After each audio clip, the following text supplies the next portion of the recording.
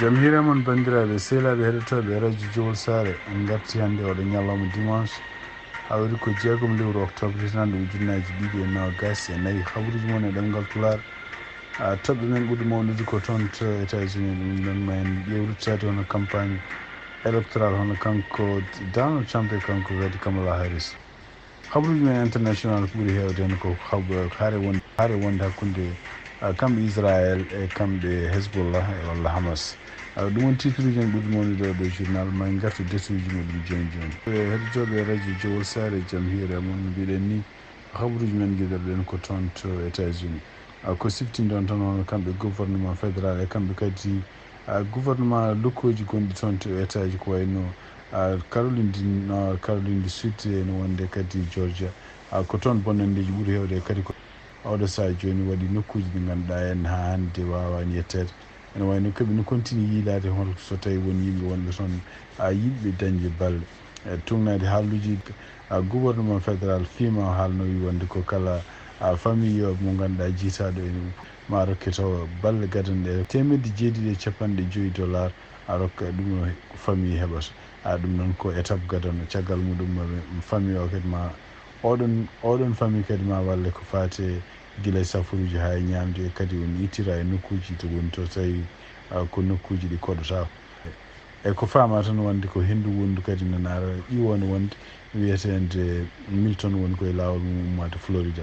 ɗum noon ma en gartu détails muɗum ɗo e janggo so tawi ƴiwonde yettima.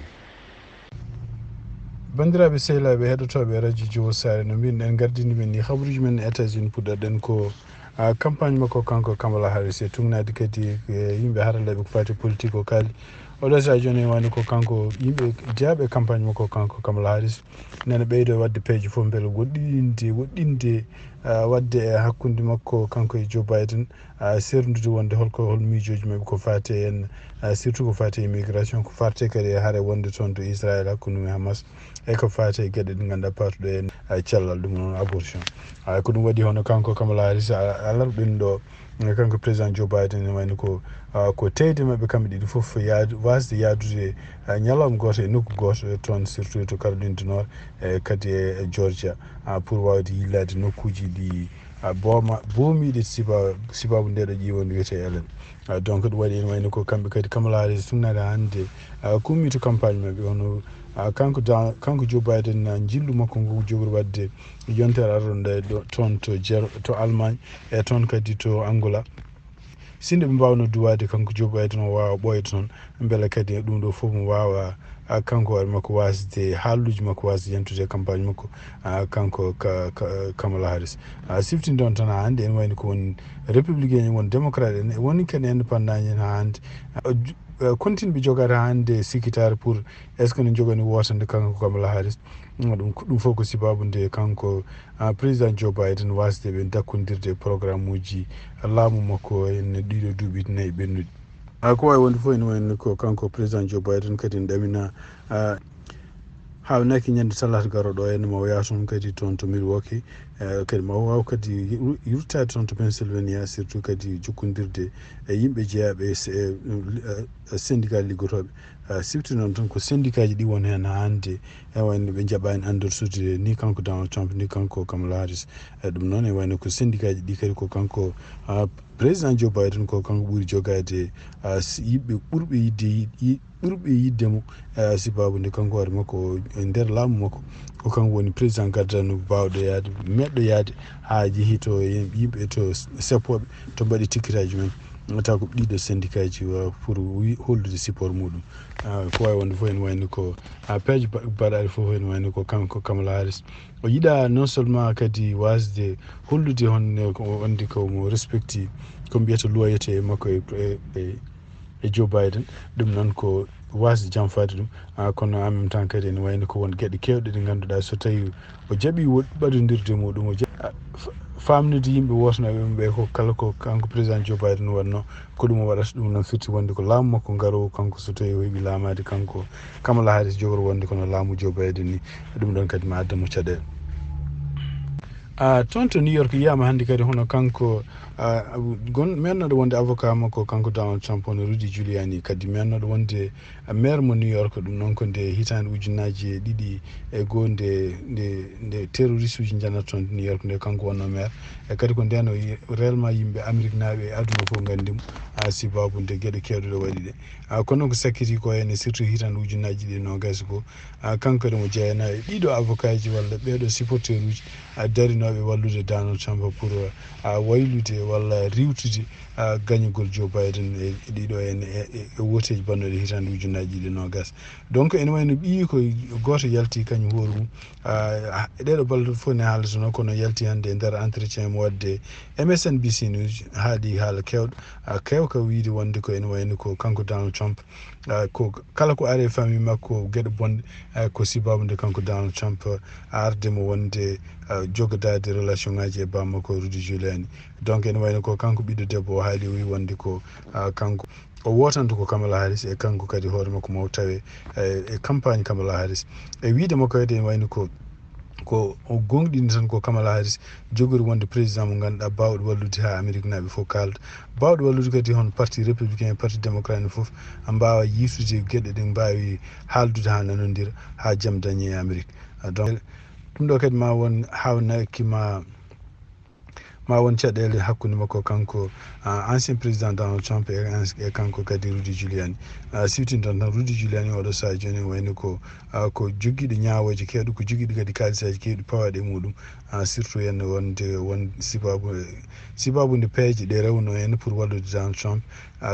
won machine aji ne pewno ɗiɗon machine aji gotirteɗi ene wayno ko pawi makko kalis kewɗo kalis ken woni wiye temedere e quelques millions e kadi ene wayno ko caɗele goɗɗe kadi kewɗe yimɓe kadi liggotonoɓe toon to Georgia won kadi won kadi plainte uji mbaɗe makko kanko Rudy Giuliani ene wayno oɗo saha joni licence uji makko kala ko ɗo wonno avocat ko ɓuuri hen hewde koko elmina donc artude ɓii ko hannde kadi kañum hoore mum ne haala e neɗɗo mo supporte kanko Rudy Giuliani haala mo haaldude moƴƴani e kadi no Donald Trump andira ni andira wonde ko kañum hoore mum ma jaabomo ma haala makko haaldude moƴƴani hawnaki ɗum ɗo foof donc kanko so debbo wiyete ko Caroline Giuliani ene wayno kadi ko neɗɗo bindo o defte kadi ko baɗo film uji ɗum noon e wayno wiide makko kadi ko sibabude kanko hoore makko ko jogoɗo dañde sukaɓe kadi hawnaki ɓeɗon sukaɓe kadi ko gueɗe ɗe hutorto pour ko fate en ko mbiyata gueɗe balloje jibinde ɗum noon ko gueɗe kaɗaɗe sibabude Trump oɗo saha joni o haali kadi o wi wonde ko haysinde o supporti Trump ene wayno ko hakkude makko e bammakko eɓe kalda noɓe poti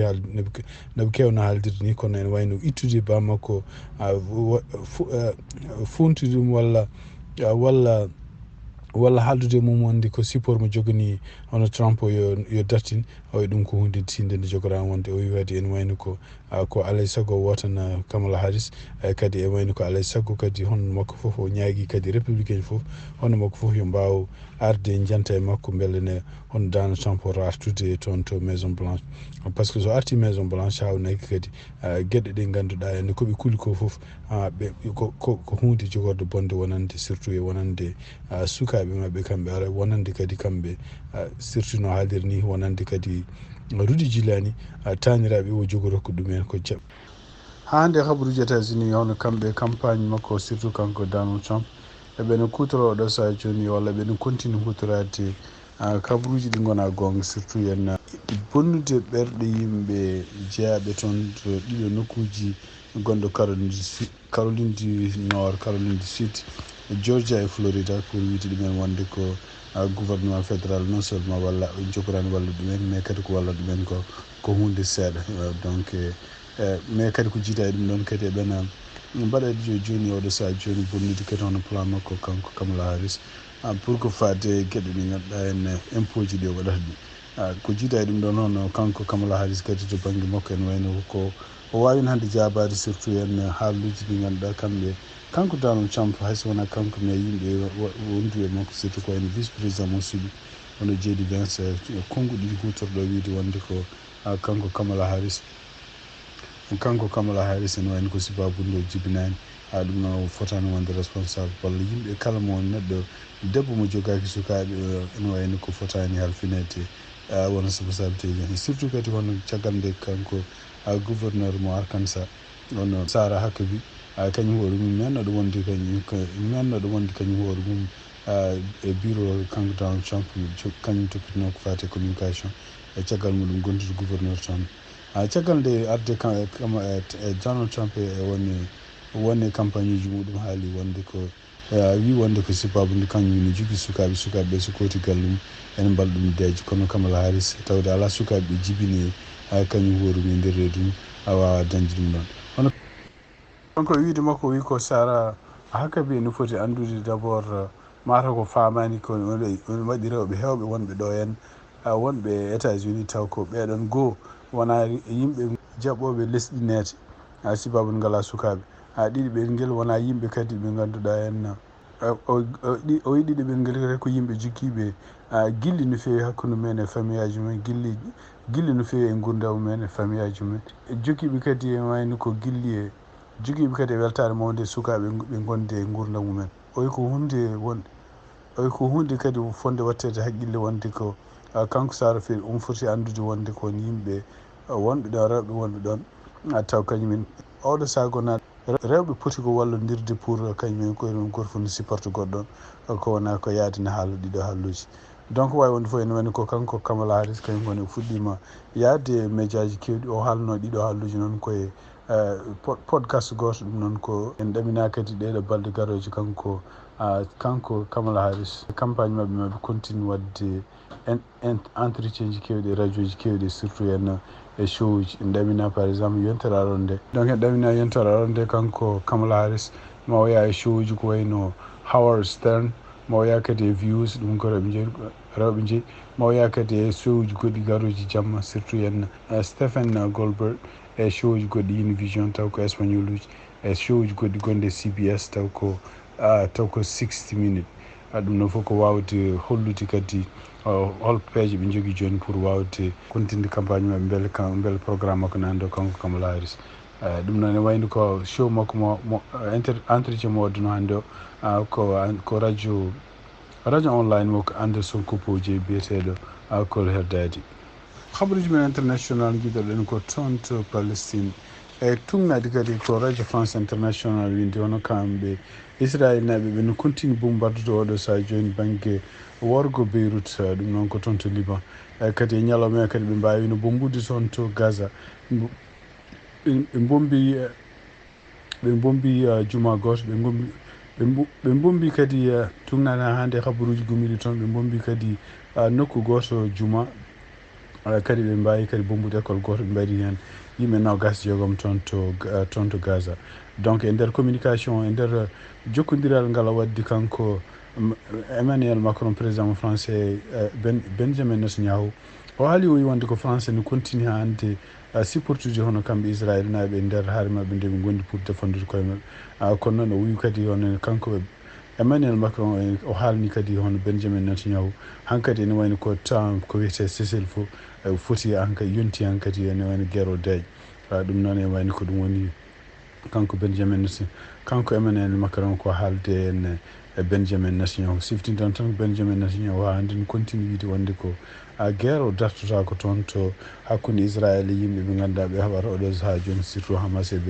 Hezbollah illa ɓe dañi victoire total ɗum ko wawi wonde fof ene wayno ko ɗum woni ko haalte hen ko jiiɗa e ɗum ɗon hono kamɓe Hezbollah ɓe mbawino kamɓe no bombardude wuuro woto wonko toon to tugnade haalluji mabɓe mbi wonde ko waɗi ɓe bombardude ngoɗon wuuro ko surtout en ko ɓe toɓɓi ko base goto militaire mo kamɓe Israël ɓe jogui donc e tugnade communiqué gummiɗe toon de Israël ɓe mbi wonde ko yimɓe joyo gañima e bombardement ɓe kalani hen so tawi won mayɓe hen ha hande e nder communiqué jaltuɗo hono kamɓe groupe Hezbollah ɓe mbi ha hande ɓe donki haaldude e hono ɗaminonoɗo en lomto hono Hassan Nasrallah hono biyeteɗo Hachim Safieddine ɗum noon e wayno ko kañum jogono lomtere Nasrallah guila aljuma ɓe kaldani makko ene wayno ko nokkuɗo wonno ɗo en koko bombarda ɓe ganda somo wuuri walla so tawi woni ko hande ko nder leydi ko jiita ɗum kadi toon to France ene wayno ko yimɓe seppoɓe jalti toon e laabi hande laabi ɗi noon wiide mabɓe kadi ko arde hollol sinaare maɓɓe kadi e majitare ñande jeeɗiɗi lewru octobre hono kamɓe Hamas nde ɓe jenni toon to Israël ɓe mberton yiɓe woɗɓe kanko président biyeteɗo président CRIF biyeteɗo Jonathan arfi e kadi ene wayno ko yimɓe kadi jeeyaɓe kadi e fedde wiyeteɗo fonds social juif unifié taw ko yimɓe ardiɓe ɗum e yimɓe hewɓe kadi e imam goto kadi jeeyaɗo toon to wuuro Drancy ɗum ko wuuro wongo toon to Paris donc ene wayno ko juif en kamɓe juif en e kamɓe kadi ndendi goɗo sappo ko wawi wonde fof ene wayno ko goɗo sappo kadi ko pour majitare jeeɗiɗi lewru octobre ko toon nden Israël wi wonde Hamas yanno toon wari ken won ujunere temedde ɗiɗi ko jiida e ɗum kamɓe FBI e nder haalluji ɗi ɓe kaali mbi wonde ko kuulol gonko eɓe jogui menace uji en jogui won message uji kewɗi jaltuɗi wonde ko hawnaki e waɗi fof ɓe ndeno ñalawma jeeɗiɗi lewru octobre ɗum noon ko ñalawma altine janggo sibabude yimɓe hewɓe ɓe ganduɗa ɓe beltaki gonɗo toon to hakkude Israël Hamas walla hakkude Israël Hezbollah hawnakima ɗum ɗo e États-Unis sibabude ɓe États-Unis kañum supporte Israël hawnakima bonande yipat donc ene wayno ko kulol kewgol ni woodi wonande kamɓe FBI ɗo e États-Unis ɗum noon ko goɗɗon kulol kadi woni toon to Londres e toon kadi to Europe donc ene wayno ko ɓuuri hewde yimɓe ɓe ganduɗa en supportuɓe joguiɓe drapeau ji ko wayno pour Palestine koko kaɗa seppude alors que juif en kañumen jamira yo ceppu toon to Tunisie ene wayno ko woteji puɗɗima toon hannde oɗo ñalawma dimanche jeegom lewru octobre tan ujunaji ɗiɗi e nogas e nayyi ɗum noon ko suɓade hol gartoɗo leydi ndi donc kanko gardunoɗo leydi ni hono biyeteɗo Kais Saïd ko kanko kadi woni candidat e won candidat ji ɗiɗi goɗɗi en goto ko biyeteɗo Zouhair Magzawi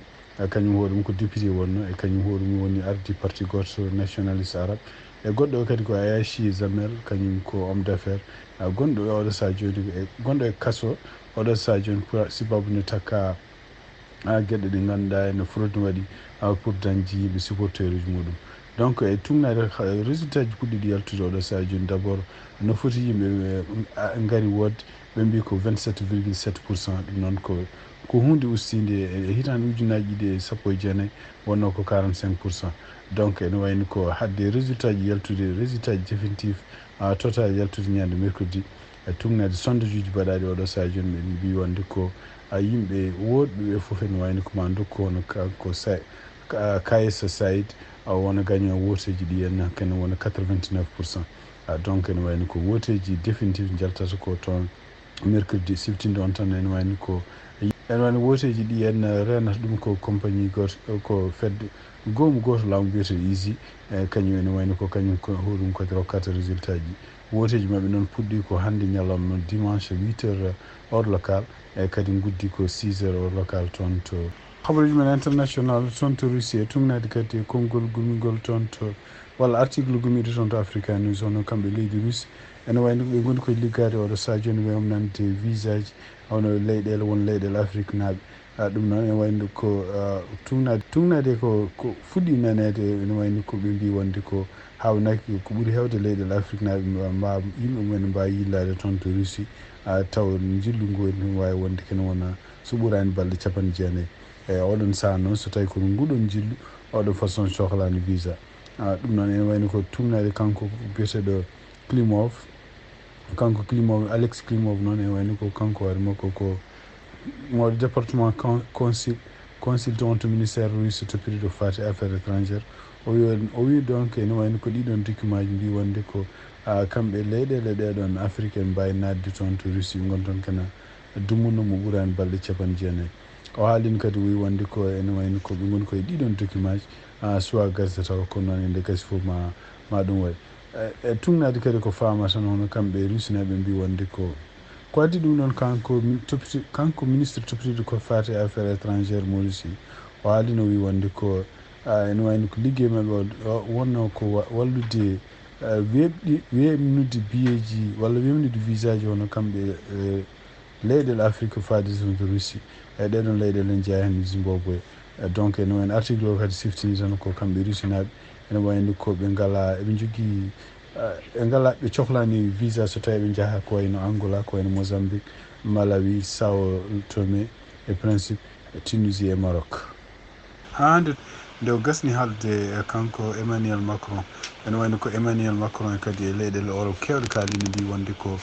kanko Benjamin Netanyahu walla kamɓe Israël so tawi ɓe dertinani guerre ma mbaɗe mabɓe embargo no firti ko hadde kala ko wiyete kaɓirɗe ɗe gumotoɗe Europe yaade toon to Israël neldede toon ene wonde ko kanko Benjamin Netanyahu o yalte télé o mettini fewi o wi wonde ko sibabude ɗeɗe leyɗele Europe wiide wonde ne mbaɗe makko embargo ɗum ko hunde ene wayno ko ɗum dartinta ko waɗata ko kamɓe Israël so maɓe continue guerre maɓɓe so hay sinno leyɗele Europe en jaɓani yadude maɓɓe ɗum noon e wayno ko leyɗele Europe ɓe caggal muɗum ma kersu ɗum noon e wayno ko e wiide makko kanko Benjamin Netanyahu kadi est ce que Iran kañum hoore mum mo waddata hen est ce que kañum hoore mum waɗa embargo e Hezbollah e Houthi en e Hamas en par ce que ko Iran supporte ɓeɗon ko ɓeɗon Iran rokkata ɓeɗon kaɓirɗe ɗum noon so tawi ko ɓeɗo kadi ɓe Iran jokkodirɓe henno ɓe mbiyata ɗum ko groupe yimɓe waɗaɓe bone so tawi ɓen kaɗaka ko kamɓe Israël kaɗete heɓde kaɗete heɓde kaɓirɗe ɗum ɗo ko hunde hestinide donc kanko Benjamin Netanyahu ene wayno ko yalti koye télévision mo haala mettuko surtout kadi omo jaabo hono Emmanuel Macron haalluji ɗi haali pour wiide wonde ko oɗo sahaa joni kamɓe leyɗele Europe surtout kamɓe France maɓe dartina neldude kaɓirɗe toon to Israël saabu jaɓani dartinde guerre o pour ko mbiyata cessez-le-feu on to Sénégal hono kamɓe APR ɗum noon ko Alliance pour la République hono parti mo kanko Macky Sall o ardi noon kamɓe ne jaabol maɓɓe caggal nde kanko premier ministre mo Sénégal Ousmane Sonko nde o haali o huccite e télévision o haali o wi wonde ko laamu Macky Sall ɓennu ngu laamu ngu ene wayno koko haali cemte ɗum noon nde hokki chiffre uji ko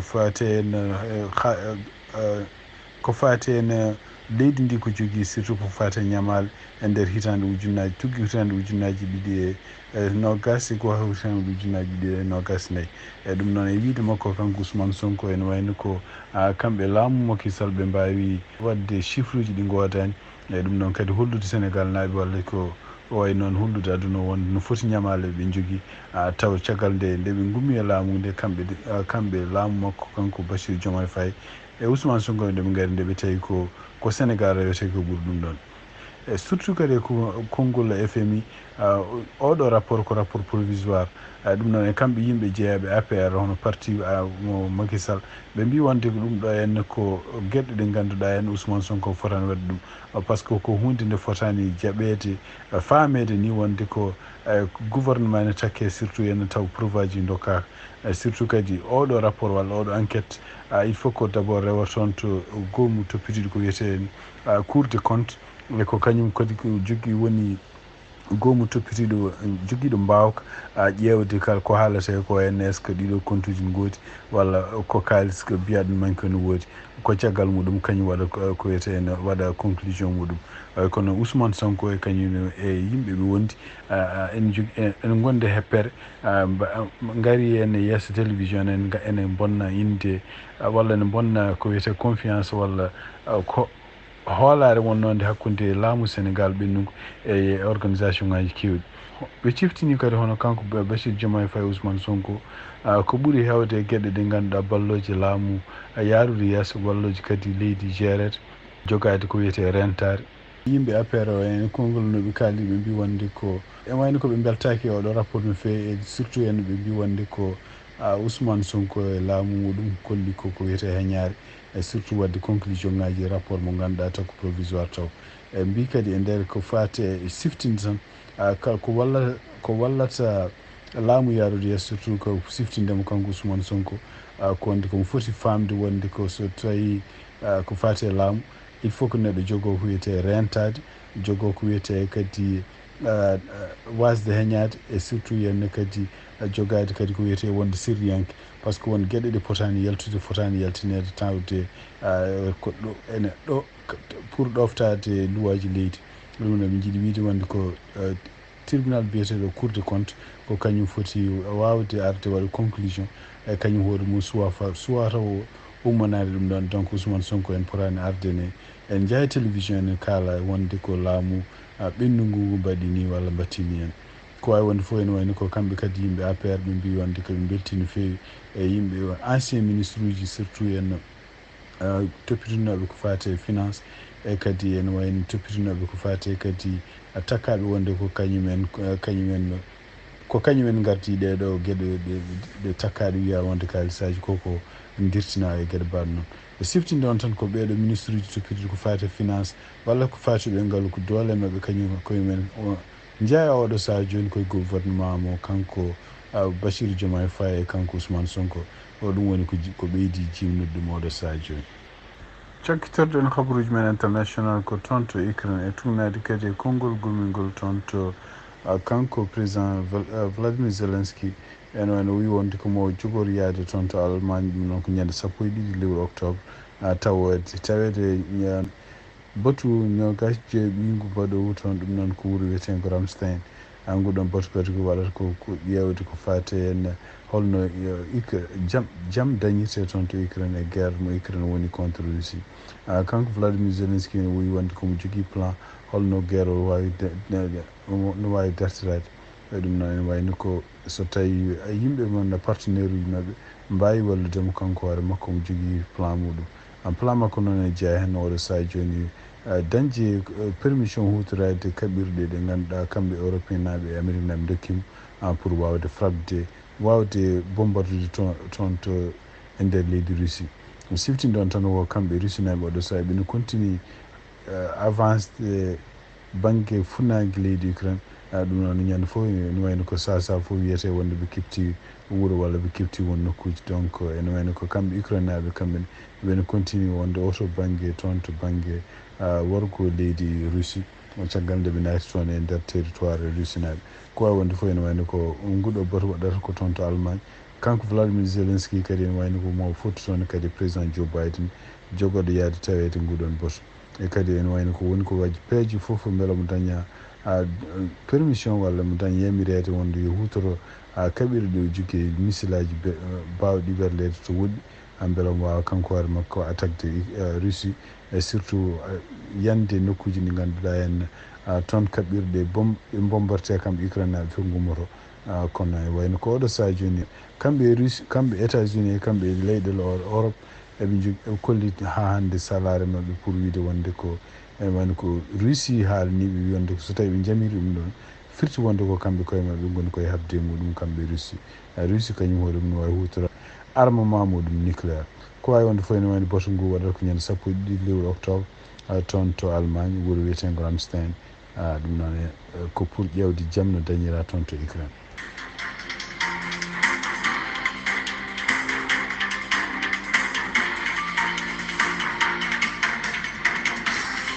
bandiraɓe sehilaɓe heɗotoɓe radio Diowo Sar ko ɗi habaruji min jogonno on hannde oɗo ñalawma dimanche